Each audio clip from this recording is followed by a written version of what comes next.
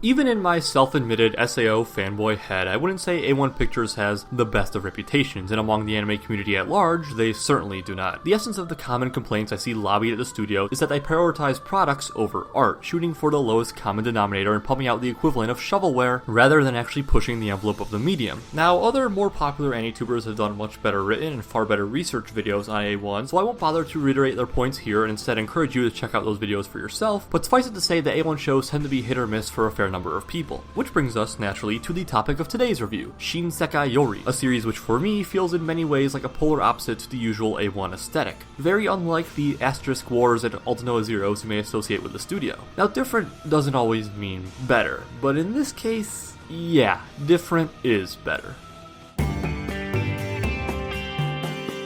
1,000 years in the future, the modest settlement of Kamisu 6-6 leads a simple life in the relatively remote Japanese countryside. The major immediate difference from our own society is that every man, woman, and child holds the ability to wield power, or psychic abilities. Although these abilities can vary wildly in strength and specialties from one person to another, even a child can level a small army with relative ease, with the sum total of the community's powers allowing them to do more or less anything imaginable, within reason. The lives of these psychic peoples are simple, but not dull. Raising children, fostering crops, improving their quality of life, with the partial help of the intelligent but ultimately harmless monster rats that make their burrows in and around town. Unfortunately, a piece like this seems destined to collapse. A group of 5, or was it 6, children, designated Group 1, unintentionally make discoveries about the nature of their world and their lives, discoveries that threaten to unravel the very fabric of their society, uncovering a lost history that certain parties wished to never be revealed. The resulting tale spans over a decade, illustrating this society when it is pushed to its breaking point, and asking what could possibly be done to change it.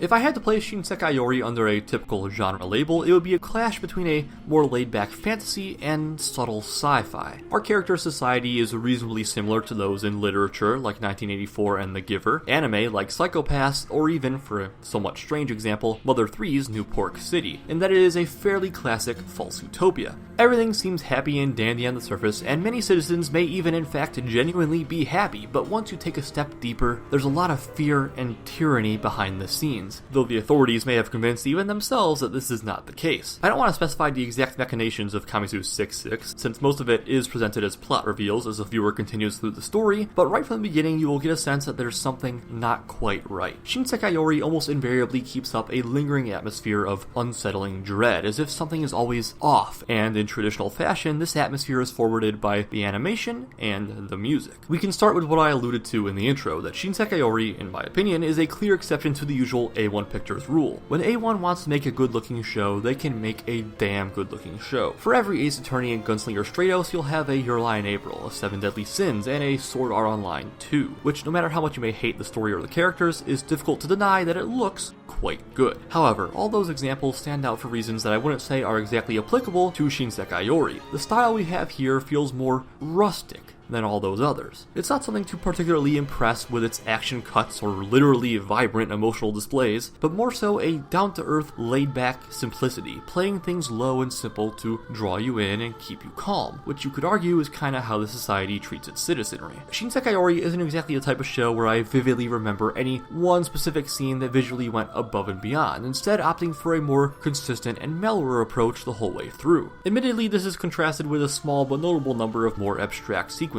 including the ending themes, which make much more experimental use of things like coloring and outlines, and could perhaps illustrate the cracks in the authoritative system. In keeping with what I just said, in that the traditional two halves to a show's atmosphere are its visual and musical styles, it thus falls on the composer Shigeo Komori's shoulders to keep up with what the visual presentation began, which he does. The most notable pieces of the show's soundtrack are tracks that include a small child choir, following a slightly ominous melody without any real words. Have any of you ever played Ico? Do you know that one vocal piece that plays in the HD Collections menu and at the end of the game? This isn't a perfect comparison, but certain chunks of Shin Sekai Yori's soundtrack kinda feel like that. Tranquil and even beautiful, but at the same time somber and eerie, which is a solid parallel to the show's society at large. that can actually be a difficult balance of emotions to properly musically maintain, especially in coordination with what's actually happening on screen, but Shin Sekai Yori pulls it off reasonably well, even with the EDs. Shin Sekai Yori is a rarity among anime in that it doesn't actually have an opening, so the only real theme songs are the 2 credit themes, both of which are sung by members of the cast. What I remember most of the first is that it has this almost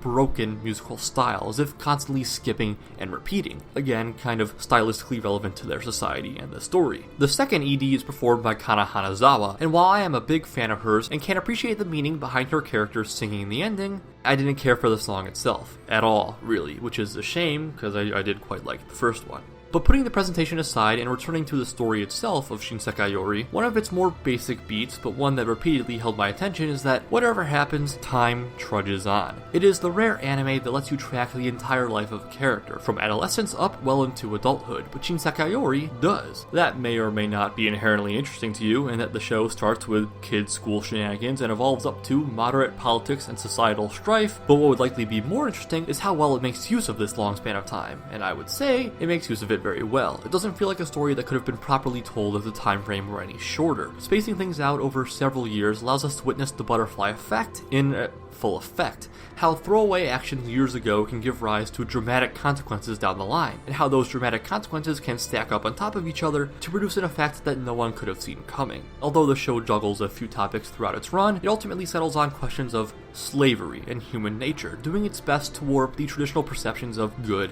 and bad. Usually in storytelling, we are expected to align ourselves with the main characters, and by extension, their faction, but Shin Sekai Yori very much by design forces you to question how much good these people are actually doing. By the end, I was fighting the citizens and authorities of Kamisu 66 entirely unsympathetic, and although their enemies were not without fault of their own, they at least had reasonable cause for conflict. This is unfortunately where it gets hard for me, trying to be a spoiler-free reviewer, because to adequately verbalize this point further, I'd have to give away things that occur in the last third of the series, so it will have to suffice to say that the antagonist of Shin Sekai Yori is a bit like Metal Gear Solid 2's Solidus Snake. Their methods are a bit extreme, and they may not have gone about their goals in the right way to go about them. But at the end of the day, their motivations are not only completely reasonable, but even understandable, and dare I say, just. You can have great villains that are pure evil, absolutely, but the best ones are often those that make you question if they're really villains at all.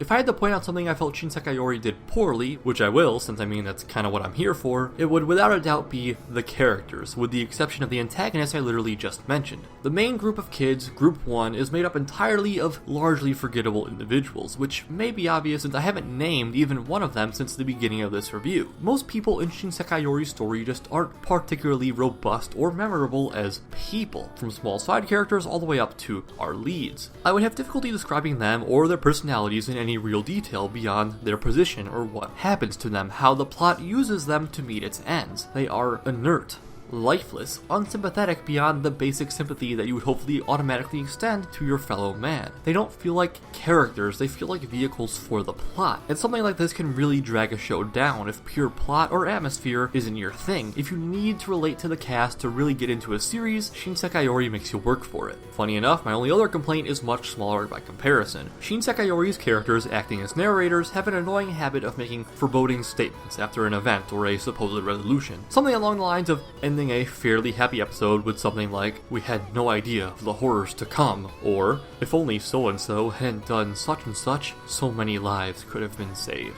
To be fair, this is not a tactic uncommon to anime or fiction as a whole. It is often used to keep viewer interest, telling them that the crisis is only just beginning. The end of My Hero Academia's first season comes to mind as an immediate and recent example of such, but I felt these lines were frequent enough in Shin Sekai Yori to deserve outright mention. Not only are these dramatic observations usually somewhat exaggerated in my opinion, they also diminish a degree of suspense in the story that would have otherwise existed.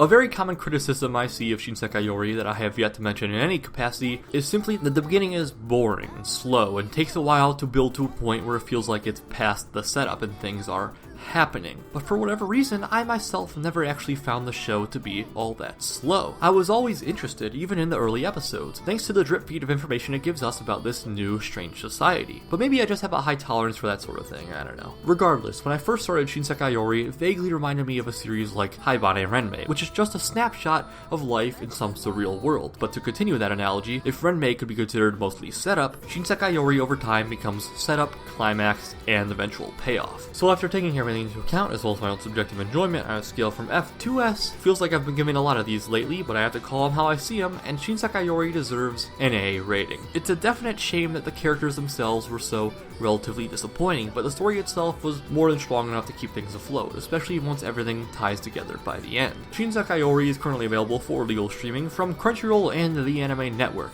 It's not all that long, only 25 episodes, so if this review has you intrigued, go for it. The series has a reputation for a reason. And that'll do it. Thanks for watching, have a great day, leave any feedback in the comments, subscribe if you want more, and if there's anything you'd like to see reviewed, by all means, tell me. In fact, this review was requested by Running with Scissors 52, as well as an anonymous AskFM question, which may or may not have been submitted by the same individual. I really have no way of knowing. Thanks again, and see you next time.